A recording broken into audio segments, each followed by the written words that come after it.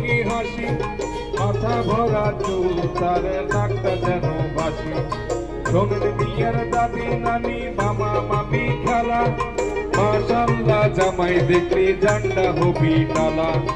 এমন জামাই পাই। এইবার তো ভালোই লাগলো। হ্যাঁ এটা ভালোই আছে। আচ্ছা এইবার এলো আমরা এলো এমন জামাই না না না না না না না না না। হ্যাঁ ওই তো কমন সুর কিরকম সুরটা?